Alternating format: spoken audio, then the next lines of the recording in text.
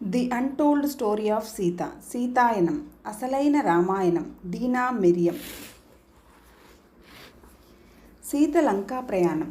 కొన్ని రోజుల తర్వాత ఒకానొక సాయంత్రం సీత రాత్రి భోజనం సిద్ధం చేస్తుండగా లక్ష్మణుడు శ్రీరాముని ఈవేళ సాయంత్రం చుట్టుపక్కల వచ్చిన అద్భుత పరిమళాన్ని గమనించారా అని అడగటం వింది. శ్రీరాముడు తల పంకించాడు. రాముడు అటువంటిదేమీ గమనించలేదు. లక్ష్మణుడు మళ్ళీ దీర్ఘం తీస్తూ, ఈ మధుర పరిమళాన్ని నాకు తెలియని ఏ పుష్పం వెలువరిస్తోందో. మాత తన చేతిలోని కుండను దాదాపు కింద పడేసినంత పని చేసింది. దానికి కారణం ఇప్పుడు ఆ పరిమళం తమ కుటీరం చుట్టూ తమ ప్రాంతంలోనే ఉందని గుర్తించటమే. జవాబు ఇచ్చే సమయం కూడా లేకముందే ఒక స్త్రీ స్వరం ఆమెకు వినపడింది. ఒక స్త్రీ తమ తోటలోకి ప్రవేశించి తనను తాను, నేను మాయను, ఒక గొప్ప ఋషి, ఈ ప్రాంతాలలో ప్రాచుర్యంలో లేని ఋషి కుమార్తెను. మా తండ్రి నేను ఆశ్రమాలను సందర్శిస్తున్నాము. వారు ఇక్కడ 2 ఋషులు ఒంటరిగా నివసిస్తున్నారని చెప్పగా విని మీకు నేను స్వయంగా వండిన ఆహారం తీసుకువచ్చాను అని పరిచయం చేసుకోవటం వింది. లక్ష్మణుడు ఆమెను రమ్మన్నాడు. తమ ఆహారం సిద్ధం చేయబడిందని, ఆమె కూడా వచ్చి తమతో భోజనం చేయవచ్చని అన్నాడు. మాత వంట ప్రాంతం నుంచి తొంగి చూసి ఒక అందమైన యువతిని చూసింది. ఆమె వెనుకే తనను వెన్నాడే ఆ మధుర పరిమళం వస్తోందని గ్రహించింది. ఇంత దూరం నుంచి కూడా ఆ స్త్రీ నుంచి వెలువడుతున్న అయస్కాంతతను అనుభూతి చెందగానే ఆమెకు వెంటనే చంద్రిక చెప్పిన రాక్షసి ఈమె అని స్ఫురించింది. లక్ష్మణుడు ఆమె అందించిన ఆహారపు పాత్రను స్వీకరించటం చూసిన వెంటనే మాత గబగబా బయటకు వచ్చి అతని నుంచి ఆ పాత్రను తీసుకుంది. మాయ ఆమె వైపు కోపంగా చూస్తూ వెక్కిరింపు స్వరంతో, మీతో ఒక సేవకురాలు ఉందని నాకు తెలియదు. ఇక్కడ 2 ఋషి యోధులు ఉన్నారని మాత్రమే విన్నాను. ఎవ్వరూ సేవకురాలి గురించి చెప్పలేదు. శ్రీరాముడు నిఠారుగా అయి శాంతస్వరంతో బదులు ఇచ్చాడు. నిన్ను నా భార్య సీతకు పరిచయం చేస్తాను. సీతకు ఏ అభ్యంతరము లేకపోతే నువ్వు మాతో కలవవచ్చు. మాత తన అంగీకారాన్ని తెలియచేసి వంటశాలలోకి వెళ్ళింది. ఆమె హృదయం తల్లడిల్లింది. ఏం చెయ్యాలో తోచలేదు. ఈ స్త్రీ ఏ ఇబ్బందిని సృష్టించబోతోంది? లక్ష్మణుడు ఆమె వెనుక వెళితే ఏమవుతుంది? లేకపోతే తన భర్త ఆ విధంగా జరగదు అనుకుంది. చంద్రిక, నీ భర్త మనస్సుని ఆ రాక్షసి మారిస్తే నీవేం చేస్తావు అని అడిగినప్పుడు తన సమాధానాన్ని గుర్తు తెచ్చుకుంది. మాత ఆ ఆలోచనను వెంటనే తుడిచివేసింది. ఆ విధంగా ఎన్నటికీ జరగదు. తనను తానే ధృవీకరించుకుంది. ఈ స్త్రీ వల్ల తాము ఇబ్బందులకు గురి అవుతామని అనుకోవటానికి ఆమె వద్ద ఏ కారణమూ లేదు. కానీ ఆమె తెచ్చిన ఆహారం ఏం చెయ్యాలి? అప్పటికే సాయంత్రం భోజనం సిద్ధమైంది. కావాలనే ఆమె ఆహారాన్ని వెనుక ఉన్న ఒక చెట్టు దగ్గర పారవేసి దానిని కడిగి తాను వండిన ఆహారంతో నింపింది. అప్పటికే చీకటి పడి పొయ్యిలోని మంట వెలగకపోవటం వల్ల ఆ స్త్రీ సీత తన పాత్రలోని ఆహారాన్ని మార్చటం చూడలేదు. మాత వారందరూ కూర్చున్న చోటికి వచ్చి పాత్ర నుంచి ఆహారం తీసి వడ్డించింది. లక్ష్మణుడు శ్రీరాముడు ఆకలిగా అది అంతా తిని రుచికరమైన భోజనం అందించినందుకు ఆ స్త్రీకి కృతజ్ఞతలు చెప్పారు. మళ్ళీ 2వసారి 3వసారి పెట్టించుకొని పాత్రలోని ఆహారం అంతా పూర్తి చేశారు. మాత గాని మాయ గాని ఆహారం అంటుకోలేదు. మాయ వాళ్లతో మాట్లాడుతూనే వారిని గమనించసాగింది. ముందుగా ఆమె శ్రీరాముడికి దగ్గరికి జరిగింది. కానీ శ్రీరాముడు లేచి మాత పక్కన కూర్చోవడంతో ఆమె లక్ష్మణుడి వైపు జరిగింది. ఏ ఆపదను పసిగట్టకుండా అతను ఆమె సంభాషణకు బదులు ఇవ్వసాగాడు. చివరికి ఆ సంభాషణలతో అతను అలసిపోయి, ఇది వీడుకోలు తీసుకునే సమయం అన్నాడు. మాయ లక్ష్మణుడి వైపు శ్రీరాముడి వైపు చూసింది. వారు ఆమె తెచ్చిన ఆహారమంతా తిన్నారు. కానీ ఏ ప్రభావం లేదు. అకస్మాత్తుగా ఆమె తనను చూసి నవ్వుతున్న మాత వైపు తిరిగి, నేను తీసుకువచ్చిన ఆహారాన్ని నువ్వు మార్చివేశావు అవునా? నేరం చేసినట్లు అడిగింది బిగ్గరగా. ఇదేనా మీకు ఆహారం తీసుకువచ్చిన అతిథి పట్ల ప్రవర్తించే విధానం? మాత స్థిరమైన స్వరంతో, నిజంగా నువ్వు ఎవరు? ఎందుకు వచ్చావు? మాత ఈ విధంగా మాట్లాడగానే ఆశ్రమాలలో ఇక్కట్టులకు కారణభూతమైన స్త్రీ ఈమెనేనని శ్రీరాముడు గుర్తించాడు. ఆ యువ ఋషి మరణానికి, చంద్రిక విచారానికి బాధ్యురాలి ఈమె అని గ్రహించాడు. ఇక్కడ ఈ అడవిలో మీకు ఏం కావాలి? అడిగింది మాత. మేం నీతో మోసగించడం లేదా నీ మాయలో పడం. నీతో మోసగింపబడం లేదా నీ మాయలో పడం. కోపంతో ఆ స్త్రీ ముఖం ఎర్రబడింది. ఆ క్షణంలో మాత ఆమె నిజ రూపాన్ని చూసి శూర్పణఖ అని అరిచింది. ఆమె ఎప్పుడూ రావణి సోదరిని చూడలేదు, కానీ అంతరావ బోధలో ఈ స్త్రీ ఆమెనని ఆమెకు తెలిసింది. ఓ పల్లెటూరి పిల్ల, నువ్వు నన్ను అవమానిస్తావా? నీ సంగతి చూస్తాను అంటూ ఆమె మాత వైపు తిరిగి ఆమె మెడను 2 చేతులతోనూ పట్టుకోగా మాతకు ఊపిరి ఆడటం కష్టమైంది. శ్రీరాముడు మాతను చేరడానికి ప్రయత్నించే లోపే శ్రీరాముడు తన కత్తి తీసి ఆ స్త్రీ వైపు విసిరాడు. అది ఆమె ముఖానికి తగిలి ముక్కును కోస్తూ వెళ్ళింది. ఆమె ముఖం నుంచి రక్తం కారసాగింది. తన ముక్కు నుంచి రక్తం కారుతుండగా ఆమె వారిని శపిస్తూ ఏమిటో వాళ్ళు పూర్తిగా గ్రహించే లోపే పారిపోయింది. వెళ్లే ముందు రక్తంతో తడిసిన తన వేలిని లక్ష్మణుడి వైపు చూపిస్తూ, దీనికి నువ్వు అత్యంత దారుణమైన చావు చేస్తావు అన్న మాటలు గాలిలో ప్రతిధ్వనించాయి. జరిగిన దానికి వాళ్ళందరూ ఆందోళన చెందారు. ఆ స్త్రీ ఎవరు? అడిగాడు లక్ష్మణుడు కొంత తేరుకున్న తర్వాత. రావణుని సోదరి అంది మాత. శ్రీరాముడు ఆమెను కూర్చోబట్టి ఆమె మెడకు మర్దన చేస్తుండగా శూర్పణఖ పట్టుకున్న చోట ఆమె మెడ కమిలిపోవటంతో ఆమె బాధను భరించలేకపోయింది. ఇక ఆమె మళ్ళీ రాదనుకోవద్దు, నాకు భయం వేస్తుంది. చంద్రిక భర్తను నదిలో మీరు చూసిన ఆ చనిపోయిన వ్యక్తిని తీసుకువెళ్ళింది ఆమె. ఇంకా ఎంతమందిని ఆమె చంపి ఉంటుందో మనం ఊహించలేం. నాకు తెలుసు, ఆయన బదులిచ్చాడు. ఆమె రాక హెచ్చరిక మాత్రమే. త్వరలో మనం రావణుణ్ణి ఎదుర్కొంటాం, అది అనివార్యం. అతను తన సోదరిని గాయపరిచిన దానికి బదులు తీర్చకుండా ఉండడు. ఆమె రూపురేఖలు మారినందుకు నేను విచారిస్తున్నాను, మాత అంది.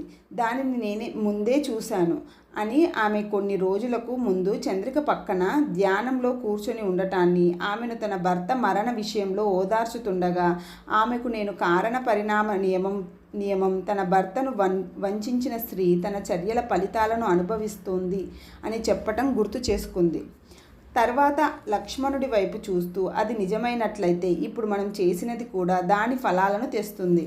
మాత కళ్ళ నీళ్లతో నిండి లక్ష్మణుడికి ఎన్నడూ ఏమీ కాకూడదని అనుకుంది. తనను రక్షించటం కోసం అతను ఆ పని చేశాడు.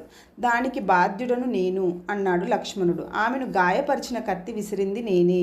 నిన్ను రక్షించే బాధ్యతను నేను సంతోషంగా స్వీకరిస్తాను. దానికి ఏ మూల్యం చెల్లించవలసినా సరే. శ్రీరాముడు ఇద్దరిని శాంతపరచడానికి ప్రయత్నించారు. ఈ సంఘటన వల్ల ఏ పర్యవసానం వచ్చినా దానిని మనమందరం స్వీకరిద్దాం. నిన్ను రక్షించడం తప్ప వేరే మార్గం ఏమీ లేదు సీత. లక్ష్మణుడు తాను చెయ్యవలసింది చేశాడు. ఆ రోజు చంద్రికతో ఉండగా నువ్వు చేసింది శూర్పణఖ చర్యల ఫలితాలే. ఆ వ్యక్తి చావు తన చర్యల పర్యవసానమే. ఆయుధం లేని స్త్రీకి హాని చేయడం ఎంతో పెద్ద తప్పు. ఒక రాక్షసి అయినప్పటికీ, ఎన్నో క్రూర చర్యలు చేసినప్పటికీ ఆమెను రాక్షసుల కళ్ళ ముందే శిక్షించాలి.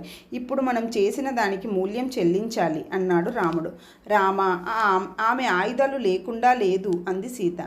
ఆమె వంచన, సామర్థ్యత ఆమె ఆయుధాలు. ఇది ఒక యుద్ధం మాత్రమే. శ్రీరాముడు తల ఊపాడు. ఇప్పుడు మనం ముందు ఉన్నదానిని మనం ఎదుర్కోవలసిందే. లక్ష్మణుడు ఇబ్బంది పడినట్లు కనిపించాడు. శ్రీరాముడు అతన్ని ఓదార్చుతున్నట్లుగా, నువ్వు చేయవలసింది నువ్వు చేశావు లక్ష్మణ. నువ్వు కల్పించుకోకపోతే సీత తీవ్రంగా గాయపడేది, లేదా ఆమె పరిస్థితి వికటించేది. అది అంత వేగంగా జరిగింది. లక్ష్మణ, నువ్వు కానీ నేను కానీ సిద్ధంగా లేవు. కేవలం సీత మాత్రమే ఆ స్త్రీ నుంచి వచ్చే అపాయాన్ని పసిగట్టి ఆమె స్వయంగా వండి తెచ్చిన ఆహారాన్ని మార్చింది. నేను ఆహారం రుచి చూసిన వెంటనే అది సీత వండింది అని గ్రహించాను. మనం ఇప్పుడు మరింత జాగ్రత్తగా ఉండాలి. ప్రతికూల శక్తులు మనం మధ్యకే ప్రవేశించాయి. అవి మనతో ఉన్నాయి. ఆ మరునాటి ఉదయం మాత ఉదయపు భోజనం తయారు చేయడానికి వంటశాలలోకి వెళ్ళినప్పుడు ఆమె శూర్పణఖ తెచ్చిన ఆహారాన్ని పారబోసిన చోట 3 పక్షులు చనిపోయి ఉండటం చూసింది. ఆ పక్షులను చేతిలోకి తీసుకొని విచారం ఉట్టిపడే స్వరంతో, నన్ను క్షమించండి, నేను ఆ విషపూరిత ఆహారాన్ని మీకు అందుబాటులో వేసి ఉంచకూడదు. ఆమె ఆ మరణించిన పక్షుల దగ్గర విచారంగా కూర్చొని ఉండటం శ్రీరాముడు చూశాడు. మనం ఆ ఆహారం తిన్నట్లయితే మన పరిస్థితి అంతే.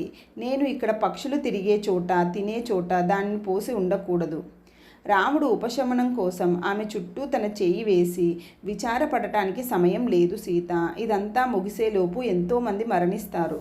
కొన్ని రోజుల తర్వాత వారు నిప్పు చుట్టూ కూర్చొని సాయంత్రం భోజనం చేస్తూ రావణుడు త్వరలో దాడి చేయడం తథ్యం అని చర్చించుకున్నారు. మనం ఎదురు చూడకూడదు, ఇక్కడే కూర్చొని ఉండకూడదు. అతను మన మీద దాడి చెయ్యకముందే మనమే అతనిపై దాడి చెయ్యాలి అన్నాడు లక్ష్మణుడు అసహనంగా. లక్ష్మణ, నేను ఇంతకుముందు చెప్పింది ఇప్పటికీ సత్యమే. సరి అయిన కారణం లేకుండా మనం అతనిపై దాడి చెయ్యకూడదు. మనకు విషం ఇచ్చి చంపటానికి అతను తన సోదరుని పంపాడు. ఆ కారణం చాలదా? ఆమె చర్యల వెనుక అతను ఉన్నాడని మనకు ఎలా తెలుసు? దాని గురించి మన వద్ద రుజువు ఏమైనా ఉందా? ఆమె నుంచి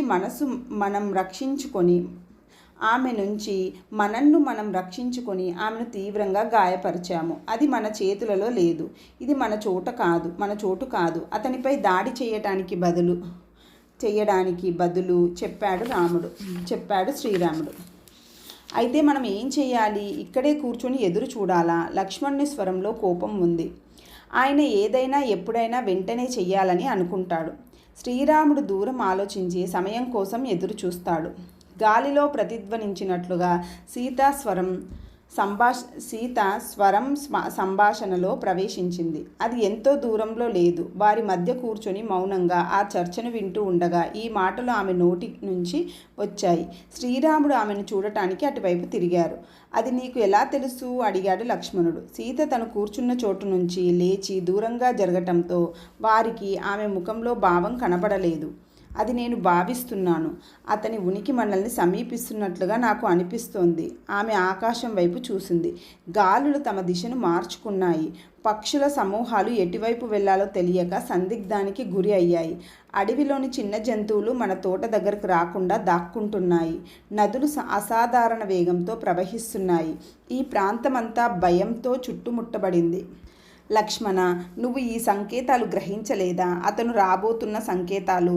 మనం దాడి చేయటానికి ఆ కారణం చాలదా? లేదు లక్ష్మణ, బదులిచ్చింది సీత. ఇంకా ముఖం అటు తిప్పుకొని మనం ఎదురు చూడాలి. మన దాడి ధర్మబద్ధమైనదనే అనిపించే కారణం వస్తుంది. మనం రావణ్ణి ఒక్కడిని ఎదుర్కోబోవటం లేదు. భూమి యొక్క అభివృద్ధిని ఆటంకపరుస్తూ దానిపై ఉన్న జీవులకు వినాశనం కలిగించటానికి ఆయన కూడబెడుతున్న వ్యతిరేక శక్తులన్నింటినీ ఎదుర్కోబోతున్నాము. వీటన్నిటినీ ఎదుర్కోవలసిందే. మనం ఒకానొక సరి అయిన కారణం కోసం ఎదురు చూడవలసిందే. రాముడు చెప్పింది సరి అయినదే. అది ఎంతో సరి అయినది. మాత మాట్లాడటం పూర్తవగానే ఆమె మనస్సు గుండా ఒక ప్రతిబింబం కనపడి వెళ్ళింది. ఒక దేవతా చైతన్యం, నారాయణ్ణి గొప్పగా ప్రేమించినది పరాశక్తి, భూమి మీద తన ప్రియమైన రాముడితో పాటే జన్మించిన నారాయణి స్వయంగా సీతయే. అతని యొక్క శ్రీభాగం మరి అతనితో సమానమైనది. ఆమె అమూల్యమైన గొప్ప భక్తురాలు. తమ నుంచి దూరమై ఒక పెద్ద అగాధంలో పడటం చూసింది. ఆమె అతని చేతుల వరకు వచ్చింది, కానీ అతనిని ఆపలేకపోయింది. అతను పడిపోతున్నాడు. ఈ దృశ్యం ఆమె మనస్సులో మెదలగా ఆమె పెదవుల నుంచి చిన్న కేక మౌనంగా వెలువడింది. లక్ష్మణుడు దీనిని గ్రహించలేదు, కానీ శ్రీరాముడు నుంచి ఏదీ తప్పించుకోలేదు. అదే చిత్రం అతని మనస్సులోకి కూడా వచ్చింది. అది కూడా వెంటనే మాయమైంది. వాళ్ళిద్దరూ ఆశ్చర్యంగా ఒకరినొకరు చూసుకున్నారు, కానీ ఏమీ మాట్లాడలేదు. ఆ ఆలోచనను వదుల్చుకోవడానికి ఆమె తినగా మిగిలిన వాటిని తీసివేస్తోంది. శ్రీరాముడు కూడా ఆమెను అనుసరించి వంటశాలలోకి వచ్చాడు. ఇద్దరూ ఏమీ మాట్లాడకుండానే వంట పాత్రలు కడిగి సర్దటంలో రాముడు సహాయం చేశాడు. మౌనాన్ని ఛేదిస్తూ మాతయ్యే ముందుగా మాట్లాడింది. నేను రావణుణ్ణి కలుసుకున్నాను. శ్రీరాముని కళ్ళలోకి చూస్తూ ఆమె ప్రశాంతంగా చెప్పింది. అతను మా తండ్రి దగ్గరకు మహాదేవుని ఇల్లు ఇవ్వమని అడగటానికి వచ్చాడు. మా తండ్రి ఆయనతో వ్యవహరించిన విధానం చూశాను. రావణునిలాగా తెలివైన నా తండ్రి కూడా అతనిని ప్రతి విషయంలోనూ నిరాకరించాడు. తనకు కావలసినది అతను పొందలేదు. అది అతనికి చాలా కోపం తెప్పించింది. మిథిల నుంచి వెళ్ళబోయే ముందు అతను నా తండ్రితో తనకు బాకీ ఉన్నదాన్ని కాదన్నందుకు భారీ మూల్యం చెల్లించవలసి ఉంటుందని అన్నాడు. మా తండ్రి అతని వైపు శాంతంగా చూస్తూ, రావణ, నీ బాకీ సరి అయిన సమయంలో తీర్చబడుతోంది అని బదులిచ్చాడు. ఈ సంఘటన గురించి చాలా కాలం నేను ఆలోచించలేదు, కానీ ఇప్పుడు అతని మాటలు మళ్ళీ నా మనస్సులో మెదిలాయి. అది చాలా కాలం క్రిందటి సంగతి. శ్రీరాముడు సున్నితంగా బదులిచ్చాడు. అప్పటి నుంచి అతను ఎంతో శక్తి సంపాదించాడు. మనం చూసి విన్న దానిని బట్టి ఆయన మాయా విద్యలు నేర్చుకున్నాడు. అతను మనుష్యుల మనస్సులలో ప్రవేశించి వారి ఆలోచనను మార్చి వారిచే భయం పుట్టించే పనులు చేయిస్తాడు. అతని కంటే ప్రమాదకరమైన వారు ఎవ్వరూ లేరు. అతనితో మనం ఎలా వ్యవహరించగలమా అన్న దాని పట్ల నాకే సరియైన అవగాహన లేదు. కానీ అతనితో వ్యవహరించడం తప్పనిసరి. లేనట్లయితే తన ప్రయోజనాల కోసం మొత్తం ప్రపంచాన్ని తగలబెట్టగలడు. సమయం దగ్గర పడుతుందని నేను భయపడుతున్నాను. రావణితో తాను సంభాషించినంతసేపు నన్ను తనతోనే ఉండమని నా తండ్రి నొక్కి చెప్పారు. అప్పటికీ నేను చిన్నపిల్లని అయినా సరే ఆయన నన్ను ప్రక్కనే కూర్చోబెట్టుకోవడం నాకు ఆశ్చర్యం కలిగించింది. సరి అయిన కారణం లేకుండా మా తండ్రి ఎన్నడూ ఏమీ చేసేవారు కాదు. ఆయన ముఖంపై ఒక సున్నిత భావం పరచుకుంది. సీత, నువ్వు మీ నాన్నకు ప్రేరణ, ఆయన బలం యొక్క మూలం. నువ్వు నాకు ఇచ్చినట్లుగానే ఆయన ఉన్న విధంగా ఉండే శక్తిని ఇచ్చావు. మాత తన తండ్రికి రావణునికి మధ్య జరిగిన విషయం జ్ఞాపకం రాగానే గంభీరంగా మారిపోయింది. అయితే శ్రీరాముని ఈ మాటలతో ఆమె ముఖంపై ఒక ప్రేమపూరితమైన నవ్వు కదలాడింది. తన తండ్రిని జ్ఞాపకం చేసుకోవడం ఆమెకి ఎప్పుడూ ఉల్లాసాన్ని ఇస్తుంది. అలాగే శ్రీరాముని ప్రేమ వ్యక్తీకరణ కూడా. ఈ ఇద్దరు పురుషులను తన జీవితంలో కలిగి ఉన్న ఆ స్త్రీ ఎంత అదృష్టవంతురాలో కదా. శ్రీరాముడు నిద్రించిన తర్వాత ఆమె తన కుటీరం నుంచి బయటకు వచ్చి ఆకాశం కింద కూర్చొని తన తండ్రి రావణుతో సంభాషించేటప్పుడు అతని పక్కన కూర్చోబెట్టుకోవటాన్ని, స్నేహపూరిత స్వరంతో మొదలైన సంభాషణ విల్లును ఇవ్వను అనడంతో జనకుణ్ణి భయపెట్టే విధంగా మారటాన్ని జ్ఞాపకం చేసుకుంది. భయపడటం కంటే అతను తండ్రి పట్ల అమర్యాదగా ప్రవర్తించాడని ఆమె భావించింది. ఆయనతో అంత అగౌరవంగా ఎవ్వరూ మాట్లాడటం ఆమె ఎన్నడూ వినలేదు. తర్వాత ఆమె తండ్రి తన కోపానికి తగిన మూల్యాన్ని చివరలో రావణుడు చెల్లిస్తాడని చెప్పారు. ఇప్పుడు తనతో రావణుడు మాట్లాడిన దాని గురించి తానేమీ పట్టించుకోవడం లేదని, కానీ ప్రకృతి శక్తులు దేవతల పట్ల అతను చూపించిన కోపం ఒకానొక రోజు అతనిని మట్టి కరిపిస్తాయని చెప్పారు. మహాదేవుడు ఎన్నో వరాలు ఇచ్చారు, కానీ వరాలు తీసుకోవటంలో గొప్ప ప్రమాదం ఇమిడి ఉంటుంది. వాటిని సరిగ్గా ఉపయోగించకపోతే వారి వినాశనం అనివార్యం. ఖచ్చితంగా రావణుడు గతంలో గొప్పవాడై ఉండవచ్చు. అతని గొప్పతనం గర్వానికి దారితీసి దుష్పరిణామాలు చోటు చేసుకుంటాయి అని ఆమె తండ్రి చెప్పారు. ఇదంతా జరిగేటప్పుడు తన తండ్రి తనని అక్కడ ఎందుకు ఉండమన్నారా అని ఆశ్చర్యపోయింది. తన తండ్రి ఏం చేసినా దానికి ఒక ప్రగాఢ లక్ష్యం ఉంటుంది, ఒకానొక అర్థం దాగి ఉంటుంది. ఆమె రావణుడు తన తండ్రిచే ఓడించబడి కోపంతో అవమానంతో వెళ్ళిపోవటం చూసింది. కానీ ఇప్పుడు శ్రీరాముడు చెప్పినట్లు అది చాలా కాలం నాటి సంగతి. ఇప్పుడు అతను ఎంతో శక్తివంతుడు. ఆమె అతన్ని ఎదుర్కోవాలంటే అతన్ని ఒకప్పుడు తన తండ్రి ఎదిరించి నిలబడినట్లుగా నిలవగలదా? కొంతసేపటి తర్వాత లోనికి వెళ్ళి పడుకుంది. తెల్లవారబోయే ముందు ఆమెకు జనక మహారాజు తన ప్రక్కన నిలబడినట్లు కల వచ్చింది. ఆయన నీకు అంతర్శక్తి చెయ్యవలసిన దాని గురించి జ్ఞానం ఉన్నాయి, అంతర్శక్తి చెయ్యవలసిన దాని గురించిన జ్ఞానము ఉన్నాయి, నువ్వు విజయం సాధిస్తావు అని చెప్పారు. ఆ మాటలు మననం చేసుకుంటూ ఆమె లేచింది. సూర్యుని తొలి కిరణాలు కిటికీలో నుంచి లోపలికి పడేటప్పుడు ఆమెకు తన కుమార్తె గోదావరి పిలుస్తున్నట్లు అనిపించింది.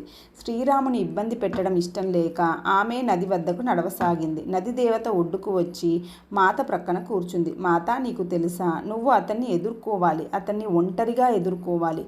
అతని లోపల లోతుగా పూడ్చిపెట్టబడిన ప్రేమను, అవమానం, బాధ, వంచనలతో కప్పి పెట్టబడిన ప్రేమను జాగృతీకరించవలసినది నువ్వు మాత్రమే. అయితే నీ అనుమతి లేకుండా ఇది సంభవించదు. నా అనుమతి ఉంది, నేను అంగీకరిస్తాను. ఆమె గొణిగింది. అతన్ని కలుసుకోవడానికి అనుమతి? అవును, ఆమె అది చేస్తుంది అని అతని కోసం తన మనోశక్తిని, ఆధ్యాత్మిక నైపుణ్యాలను, తాను నేర్చుకున్న పవిత్ర మంత్రాలను ఉపయోగిస్తుంది. తాను అదంతా చేస్తుంది. లేదు మాత, అవసరమైనది అది కాదు. అయితే మరేమిటి? నువ్వు రాక్షస రాజ్య కేంద్రంలో ప్రవేశించాలి. అది నీ సకల నైపుణ్యాలను, నీ ఇచ్ఛను పరీక్షిస్తుంది. అక్కడ మాత్రమే నువ్వు భూమాతను బాధ నుంచి, ఇబ్బంది నుంచి విడిపించగలవు. ఈ విధంగా మాత్రమే నువ్వు మమ్మల్ని ఆ రాక్షస పాలన నుంచి తప్పించగలవు. నది దేవత విచారం చుట్టుముట్టి తన అలలలోకి జారి అదృశ్యమైంది. త్వరలోనే అంత గాఢ పరీక్షకు గురి కాబోతున్న మాత కోసం ఆమె హృదయం తల్లడిల్లింది. ఘోర యుద్ధ దృశ్యాలు మాత మదిలో కదలాడాయి. తన కోసం ముందు ఏం ఎదురు చూడబోతుందో ఆమె గుర్తించింది. ఆమె బుగ్గల మీదుగా కన్నీరు కారి ఛాతీ ఎగిసిపడింది. అప్పుడు తన వద్దకు వస్తూ నెమ్మదిగా పిలుస్తున్న శ్రీరాముని స్వరం వినపడింది. గబగబా కళ్ళు తుడుచుకొని స్థిరంగా ఉన్నట్లు కనిపించింది. సీత, ఇక్కడకు నువ్వు ఒక్కదానివి వచ్చి ఉండకూడదు. ఇప్పుడనే కాదు, ప్రమాదం చేరుతున్న ఈ కాలమంతా అతను ఆమె చేతిని అందుకొని నిన్ను ఇంత విచారానికి గురి చేసింది ఏమిటి? అయినా ఆమె మాట్లాడలేదు. ఎట్టకేలకు మనం ఒకవేళ విడిపోవలసి వస్తే నాకు జరగబోయేదానికి భయపడకూడదని కోరుకుంటాను. అతని చూపు కఠినంగా మారింది. నిన్ను రక్షించుకునే సామర్థ్యం ఉందని నీకు తెలుసు సీత. ఏ పరిస్థితిలో అయినా నీకు అవసరమైన ఆధ్యాత్మిక వనరులన్నీ నువ్వు పొందగలవు. కానీ ఆమె అతని నోటిపై తన వేళ్లను ఉంచింది. అతని కళ్ళలోకి తదేతంగా చూస్తూ ఆమె, మనం ఒక్కటే కనుక మనల్ని ఎవ్వరూ విడదీయలేరు, అవును కదా?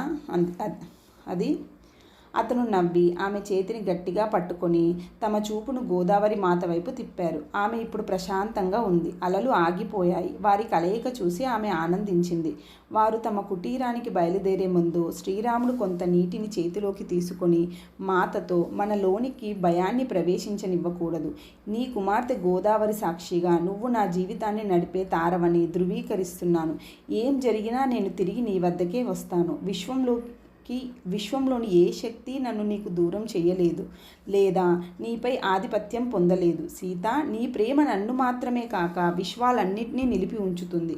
ఆ మాటలు అంటూ ఆయన కళ్ళు మూసుకొని ఒక మంత్రం పఠించి ఆ నీటిని విశాల గోదావరిపై చల్లాడు. మాత కూడా అదే విధంగా చేసింది.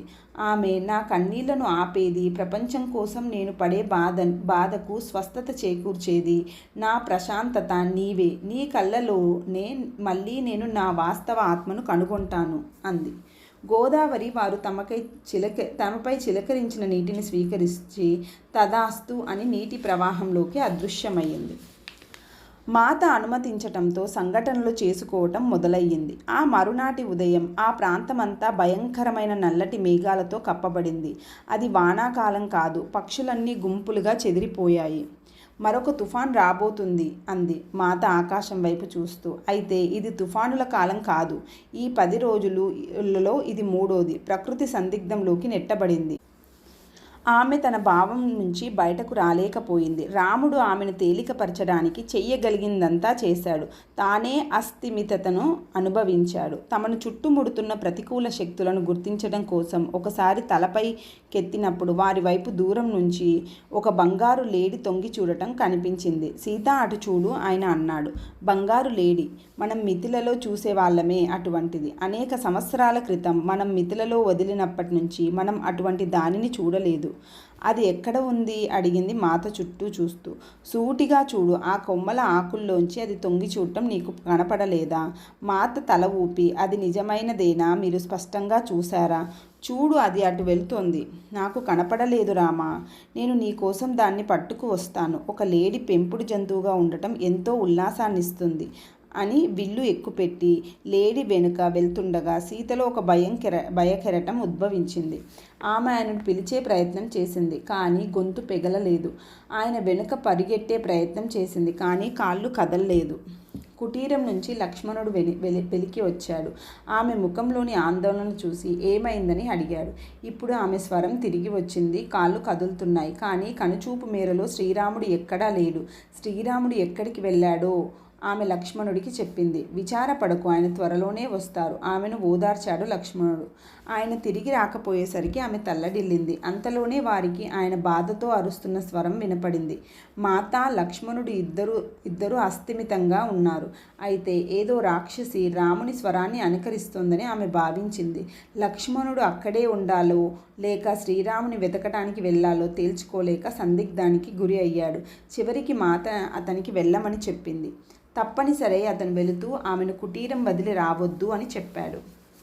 ఆమె ఒంటరిగా ఉండకూడదు. తాను కూడా అతనితో వెళ్దామని అనుకుంది. కానీ ఆమె గొంతు మూగబోయింది, కాళ్ళు కదల్లేదు.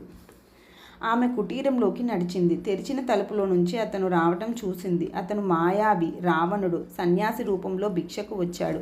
మాత ఎప్పుడూ ఎవ్వరికీ లేదనదు. ఇప్పుడు లేదనే అవకాశం కూడా లేదు. తన తండ్రిని ఒకప్పుడు తీవ్రంగా అవమానించింది ఇతనే. తన కుమార్తె గోదావరి ముందే చెప్పినట్లుగా ఇతన్ని తాను ఒంటరిగానే ఎదుర్కోవాలి. ఆ క్షణంలోనే ఈ కలయిక సంభాషణను మించి చాలా ఎక్కువైనది